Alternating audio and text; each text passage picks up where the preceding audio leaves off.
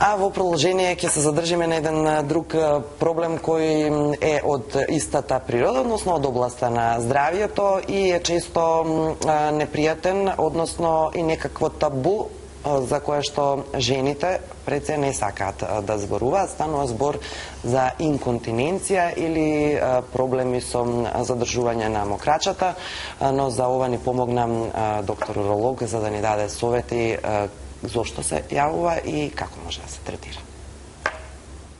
Стрес инконтиненција е неволно испуштање на урина, поради неможноста за контрола на мочниот меур, дури и кога имаме минимален напор, како што е брзата промена на позицијата на телото, кашлање или кивање.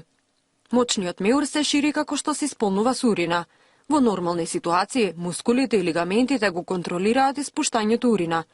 Но кога овие мускули ќе осламнат, при секое кивање, кашлање, смеење, каде се зголемува интраабдоминалниот притисок, неконтролирано истекува урина. Истекувањето урина може да биде мало, неколку капки, или пак може да биде дури и цел млаз.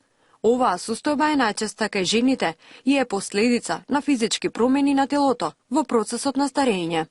Најчеста причина поради која се јава, мислам повеќе причини се тоа, не е секогаш една причина, меѓутоа старосната граница, старосната структура на луѓето, значи колку се постари во поодминати години, почеста е појавата на стрес инконтиненција заради намалување на структурата, на еластицитетот, на мускулатурата и на карличното дно, потоа потешки порадувања кај плодови со поголема телесна тежина, се исто така причина за појава на стрес инконтиненцијата и значи тоа се воглавном работи кои што се поврзани со нарушувањето на статиката на карличното дно.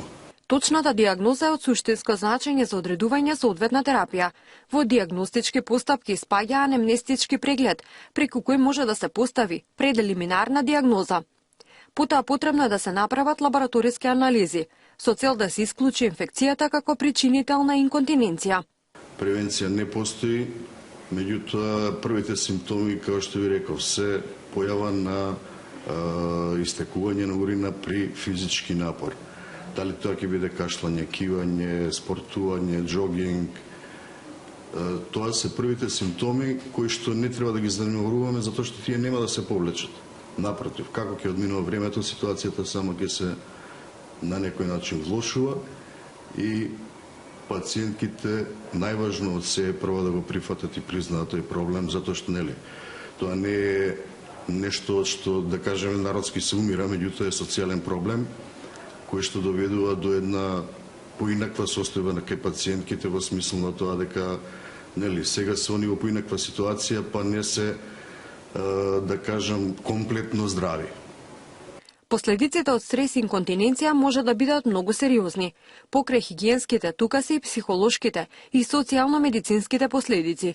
Затоа е важно правилното лекување, кое се состои од нехирушко и хирушко лекување. Постојат конзервативни така наречени третмани, тие се, да кажем веќе, тие кегелови вежби за зајакнување на карличното дно, кои што се некој постар стандард, да кажеме.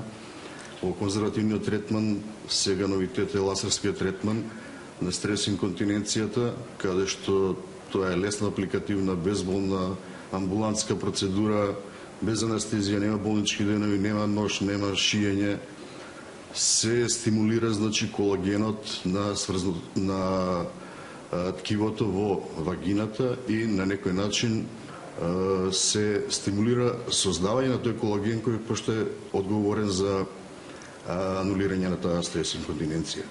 И на крај доаѓа оперативниот третман, има повеќе оперативни техники кои што го решаваат овој проблем кај пациентки. Секоја пета жена по 40-та година од животот страда од неволно мокрење, инконтиненција, слабост на мочниот меур. Ако имате изненадна потреба за мокрење, која не можете да ја контролирате, тогаш кај вас веројатно се работи за уринарна ургентна инконтиненција. Се смета дека е предизвикана од лесна инфекција на мочните канали. Ако постои неспособност да се контролира задршката на урина при кашлање, кивање, трчање, дигање на товар или при брза промена на положбата на телото, например при брзо станување или при други физички активности, тогаш имате стрес инконтиненција. Пореметувањето е многу непријатно, но не е опасно по животот.